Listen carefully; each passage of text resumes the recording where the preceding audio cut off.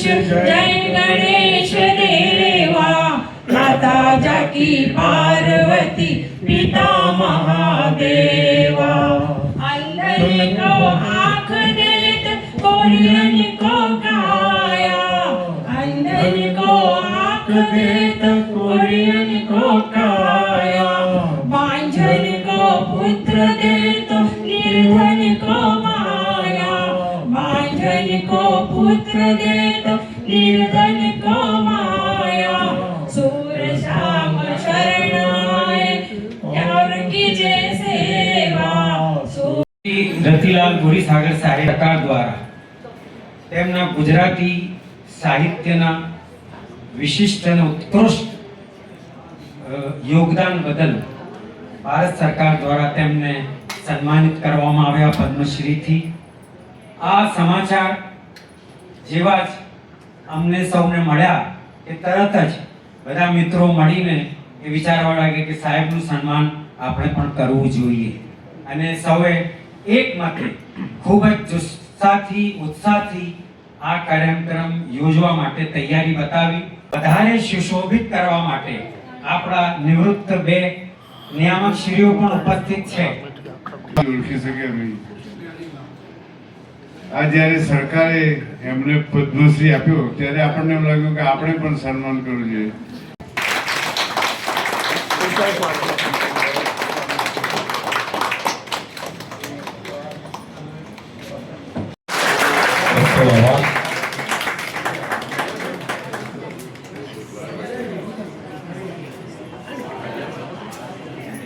ચાલુ વર્ષે 26મી જાન્યુઆરીના રોજ પદ્મશ્રી એવોર્ડ સાહિત્ય અને શિક્ષણ ક્ષેત્રે માનનીય શ્રી રતિલાલ બોરીસાગર સાહેબને એનાયત કરેલ છે તે આપણા સૌ માટે ગૌરવની બાબત છે।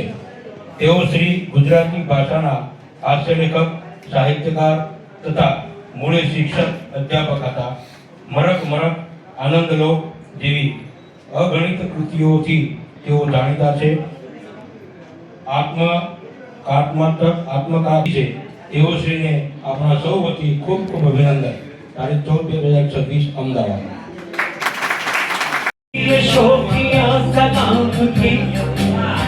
कोई तो बात हो रही है काम की, कोई तो मुड़ के देख लेगा इस तरह, कोई नजर तो होगी मेरे नाम की। करता चला गली गली बहार की। હવે કદી મળે કે ન મળે એવું લાગે છે। ઉંમર થતી નથી દરેકની। દાખલ થયું ત્યારે પણ મને એમ થયું કે કેટલા બધા જ નિવૃત્ત મિત્રોના ચહેરા યાદ છે। સાહેબે જે વાત કરી, સાહેબ બે ટર્મ પાઠ્યપુસ્તક મંડળમાં નિયામક તરીકે આવ્યા અને મને પણ પાઠ્યપુસ્તક મંડળમાં નિયામક તરીકે લાવનાર હવે ઘટસ્ફોટ કરવામાં વાંધો નથી જાહેરમાં, એમાં પણ ચાવડા સાહેબનો હાથ છે।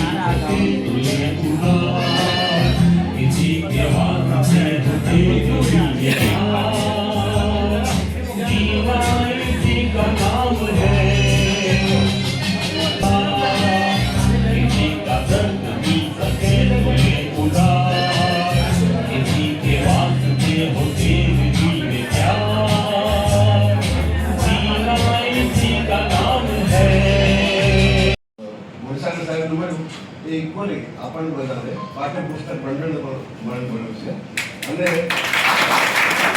કારણ કે બોર્ડના નિયામક તરીકે મેં 2 વખત કામ કર્યું ત્યારે મેં જોયું છે કે શિક્ષણના બધા વિભાગોમાં અમે કામ કર્યું, પણ આ એક કેન્દ્ર એવું છે આપણું પાઠ્યપુસ્તક મંડળ કે જે બહુ વિશિષ્ટ રીતે અને કુટુંબ તરીકે કામ કરે છે અને એની પ્રતિસિદ્ધિઓ નો લાભ એમાં કામ કરતા અમને બધાને પણ મળે છે. એટલે બોરીસાગરભાઈનો જે વિકાસ થયો લેખક તરીકે, સાહિત્યકાર તરીકે, ઉપરાંત વ્યક્તિ તરીકે એમના જે સંપર્કો વધ્યા, આખા ગુજરાતમાં બધે કામ કરવાની જે શક્તિ આવી એનો લાભ પણ સાહિત્ય કૃતિઓ મળે.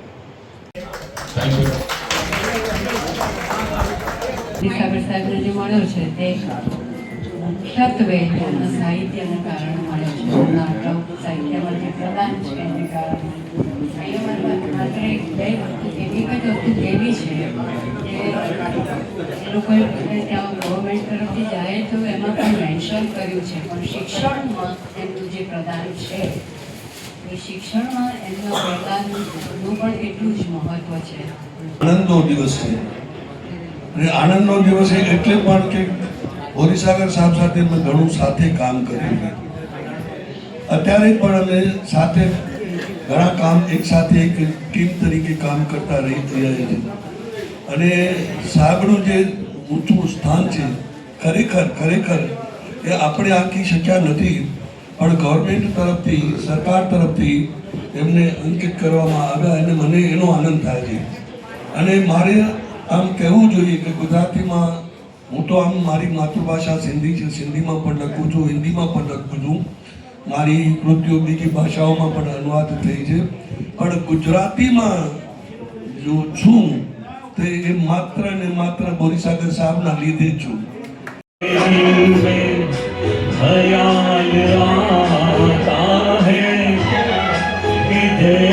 बजती है शहनाइयां सी राहों में,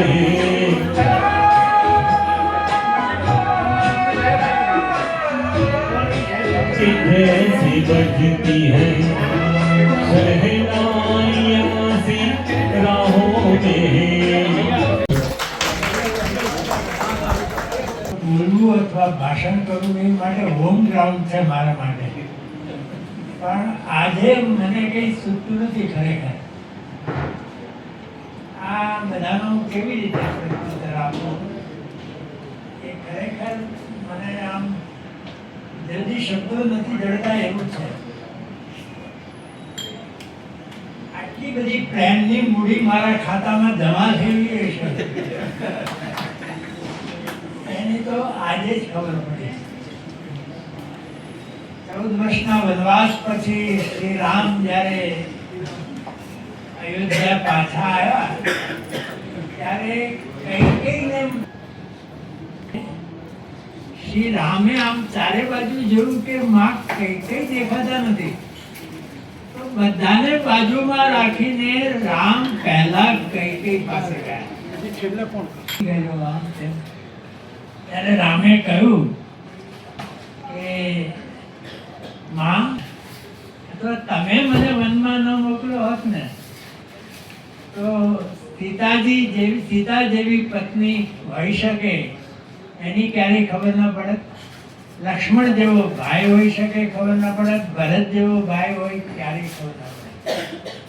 એમ આજે મને થાય છે પદ્મશ્રીમાં જાય તો મને ચોક્કસ આનંદ થયો, પણ આજે વિશેષ આનંદ એટલા માટે થાય છે કે એ એવોર્ડ ન મળ્યો હોત તો આટલા બધો પ્રેમની જે વર્ષા, એવોર્ડ આજે પ્રેમ વર્ષાથી વધારે ઉજળો બન્યો છે.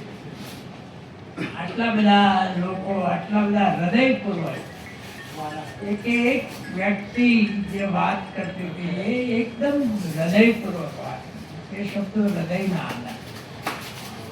એટલે મારા વિશે આપ સૌએ અને રાવળ સાહેબને, ચાવડા સાહેબે કહ્યું, હું ઈચ્છું કે હું એને યોગ્ય હોઉં, પણ જ્યારે પ્રેમના સૂક્ષ્મ, આપણે સૂક્ષ્મ દર્શક કાચમાંથી કોઈ વસ્તુ જોઈએ મોટી દેખાય છે હોય એના કરતાં, આ પ્રેમનો સૂક્ષ્મ દર્શક કાચ એવો છે.